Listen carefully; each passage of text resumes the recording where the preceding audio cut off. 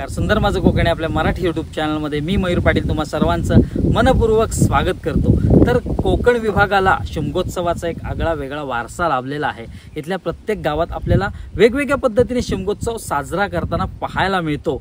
तसाच एक वारसा तालुका जिल्हा रत्नागिरी असणाऱ्या भंडारपुळे गावाला लाभलेला आहे. भंडारपुळे हे गाव प्रसिद्ध तीर्थक्षेत्र असलेल्या गणपतीपुळ्यापासून हार्डली 2 किलोमीटर अंतरावर आहे आणि रत्नागिरी मुख्य शहरापासून साधारण हे गाव 25 किलोमीटर अंतरावर आहे. रत्नागिरी आणि गणपतीपुळे यांना जोडणारा जो मार्ग आहे, सागरी मार्ग, तो याच गावातून जातो. अगदी रस्त्याच्या दुतर्फा असलेली घरं, नारळी पोपळीच्या बागा आपलं नक्कीच लक्ष वेधून घेतात. तर इथली एक शिमगोत्सवाची आगळी वेगळी परंपरा आपल्याला पाहायला मिळते. ती म्हणजे इथल्या गणपतीपुळेची ग्रामदेवता असलेल्या चंडिकाईची जेव्हा पालखी भंडारपुळ्यातून परत गणपतीपुळेकडे जायला निघते, तेव्हा इथल्या असलेल्या समुद्रानजीक असलेल्या डोंगराला आग लावली जाते.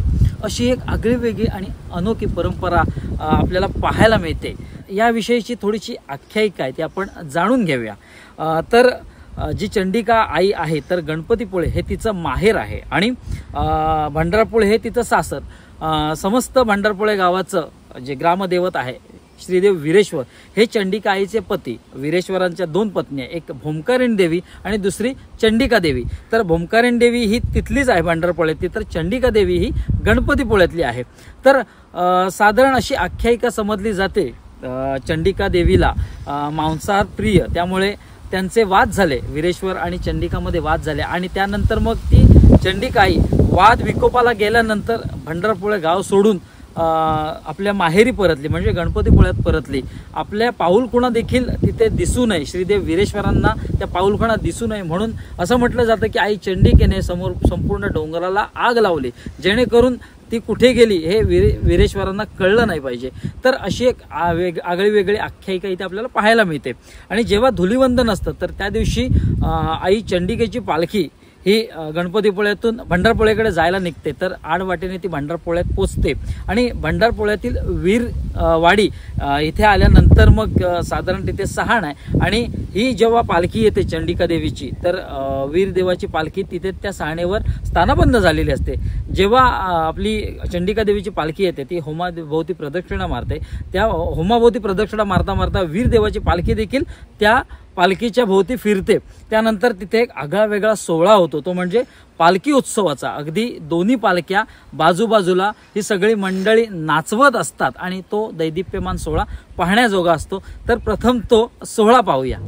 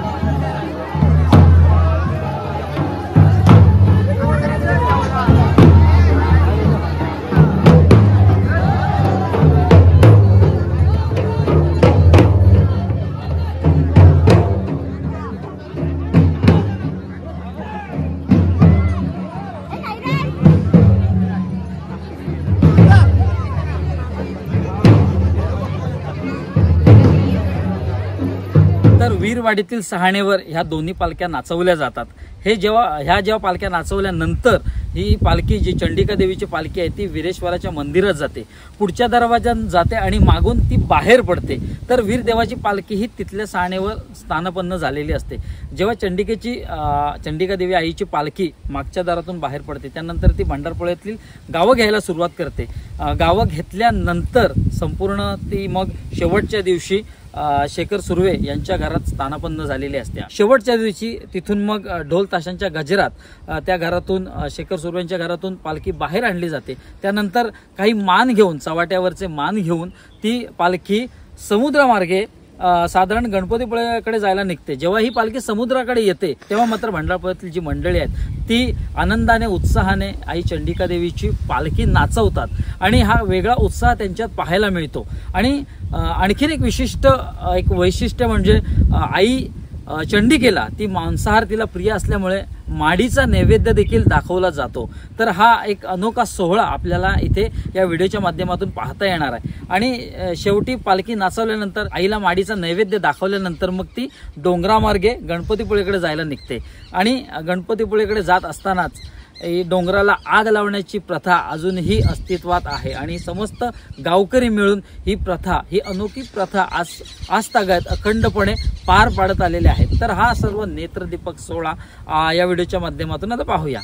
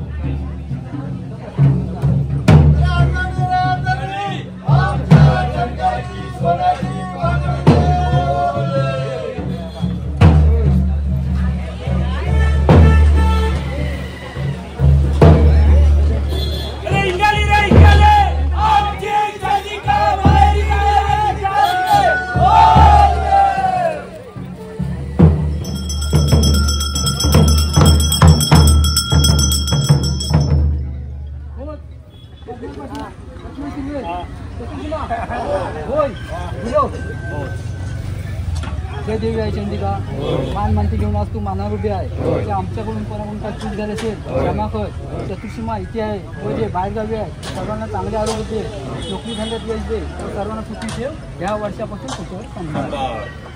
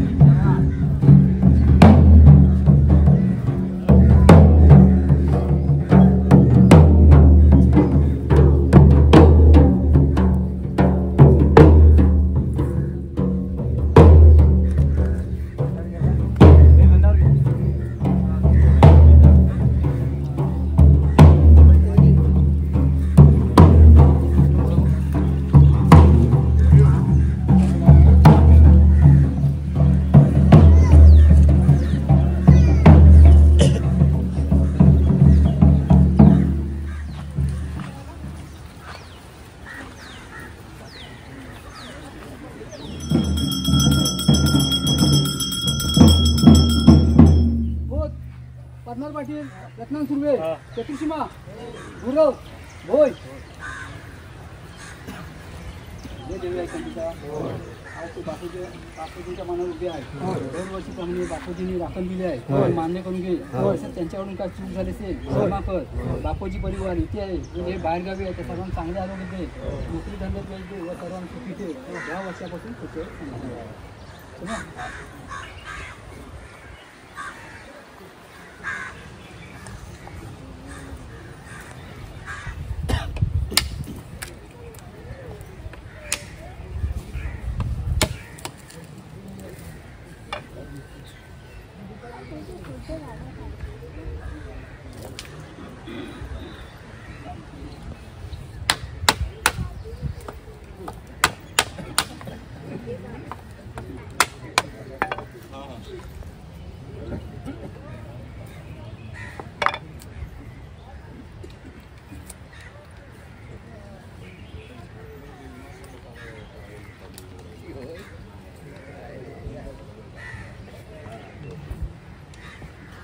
रत्नान पाटील,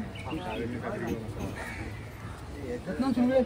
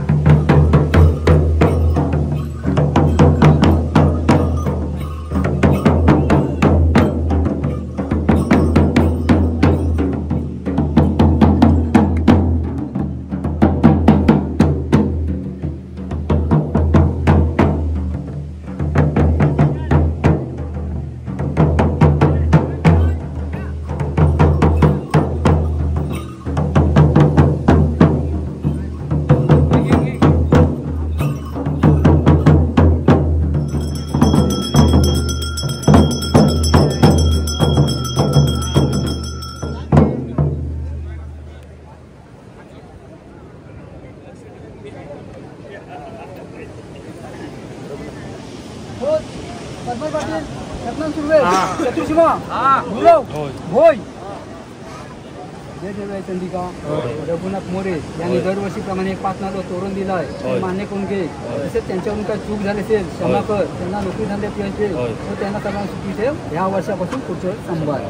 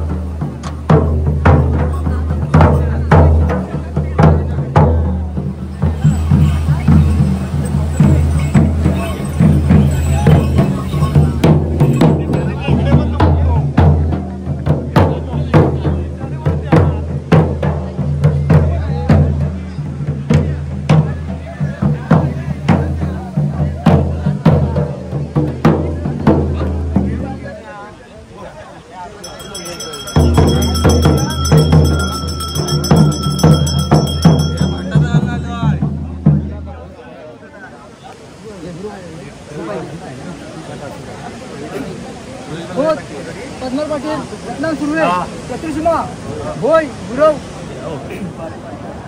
जय देवी आई चंडिका. दरवर्षीप्रमाणे रविकांत सुगलकर यांनी 5 नाटक तोडून दिलं आहे, ते मान्य करून घे. तसेच त्यांच्याकडून काय चूक झाली असेल क्षमा कर. तसेच त्यांचं कुटुंब सुखी ठेव, त्यांना सर्वांना नोकरीचा यश दे. या वर्षापासून पुढच्या सांभाळ. म्हणते का छोटी बॅगाची दुपार सर. हो पहिल्याचे दूध अरे ना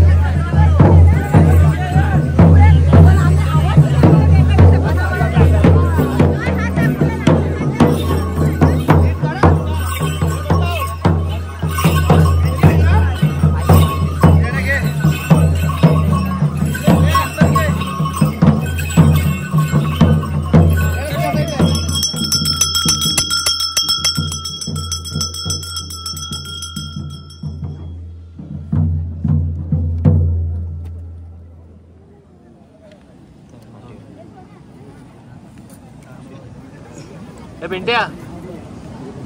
पिंट्या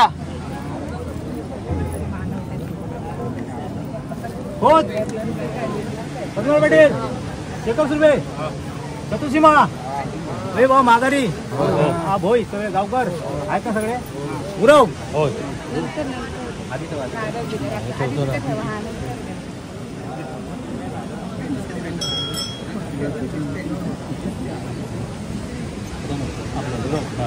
सालाबादप्रमाणे बागेची आपण 9 घरांची मिळून दिलेली आहे ती मान्य करून घे.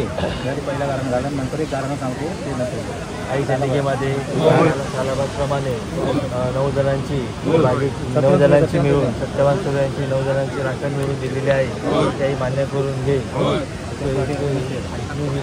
तुझा सवासात ज्या आदिवासी असतील त्या सगळ्या दूर तसं दुसरं काय माहिती आहे का, ही बाग आमची 9 जणांची आहे. कोण घुसखोर आले आहेत त्यांनी आणखी घुसखोरी करून आम्हाला त्रास द्यायचा प्रयत्न करतात. त्यांना आपला काय म्हणजे त्रास देऊ नको, त्यांना आपण त्यांच्या मनाने बाजूला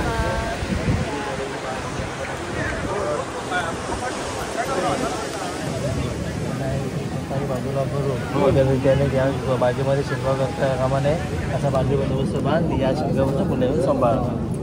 वडील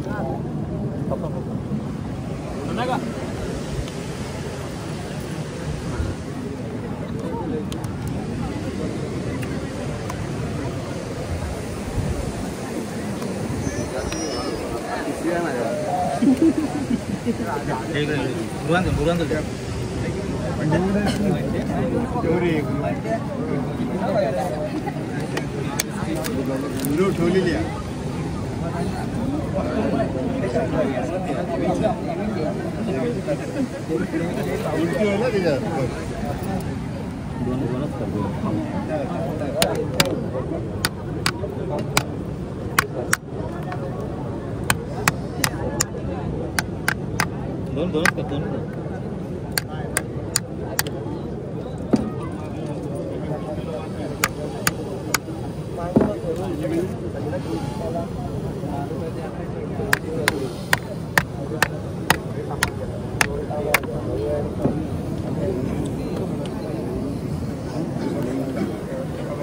वडील हातात घ्या.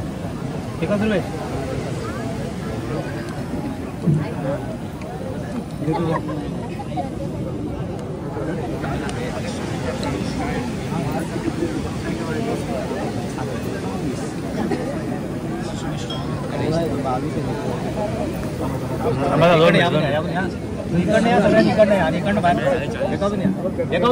रुपये तिकडनंच या गर्दी नको नंतर.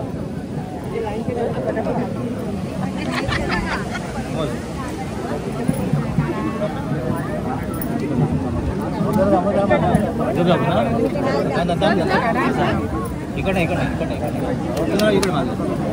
इकडे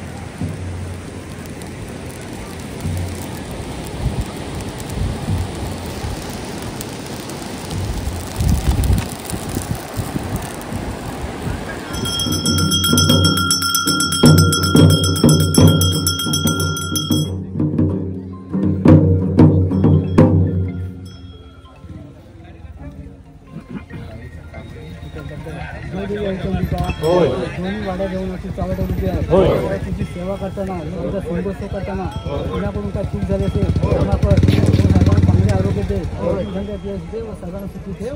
या वर्षापासून पुढच्या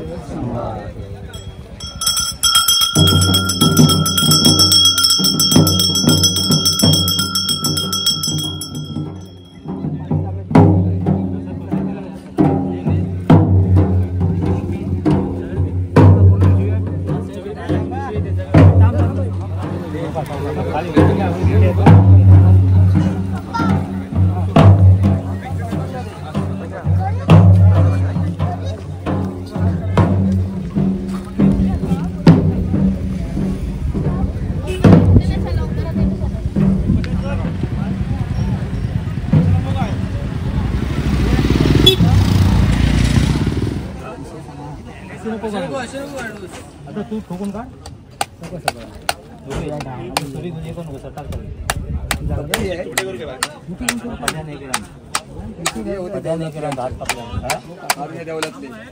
आपले शाळेतले कोचा होते ते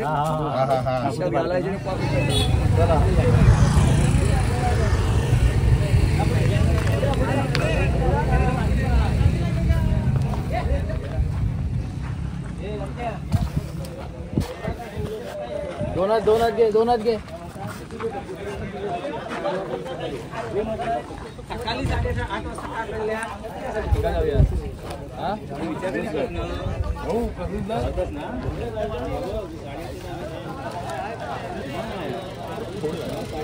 तर आपल्यासोबत भंडारपुळे गावातील मान्यवर मंडळी आहेत, जुनी जाणती मंडळी आहेत. तर त्यांच्याकडून या प्रथेविषयी संपूर्ण माहिती जाणून घेऊया. नमस्कार. आज आपण इथे चंडिका देवीच्या भंडारपुळे शिमगोत्सवात निमित्त माहिती देत आहोत. तर चंडिका देवी ही आपल्या माहेरी गणपतीपुळ्याहून धुलीवंदनाच्या दिवशी भंडारपुळ्यात येते. ती तिथे डोंगरातून काट्याकुट्यातून येते आणि पायरीवरती विरापोळे तिथे दोन्ही पालख्या, विराची पालखी आणि चंडिकेची पालखी या दोन्ही एकत्र तिथे मिळून तिथे खेळवली जातात. तिथे जवळजवळ तास दीड तासाचा उत्सव असतो. तो झाल्यानंतर चंडिकेची पालखी ही परत विराच्या देवळात जाऊन पुढच्या दरवाजाने आतमध्ये जाऊन परत ती बसणार आणि उठल्यानंतर ती मागच्या दरवाज्यातून येऊन पाठीमागच्या बाजूने घाटीतून परत खाली सर्व गाव घ्यायला सुरुवात करणार. तसंच दुसऱ्या दिवशी सकाळी पालखी वाडीवरची रात्री घरं घेऊन झाल्यानंतर खाली होळी येणार भंडारवाड्यात. आणि तिथे आमचे खोत पुरुषोत्तम मुसळे हे खोत दोन मानकरी समीर पाटील आणि यांच्या ताब्यात ती पालखी देणार आणि पालखी शेखर सूर्यांकडचा मान घेऊन पाटील मानकऱ्यांकडचा मान घेऊन परत शेखर सूर्यांकडे बसणार. हे झाल्यानंतर 2 दिवसात संपूर्ण भंडारवाडा घेऊन सरासरी म्हणजे दररोज तोच दिवस येतो.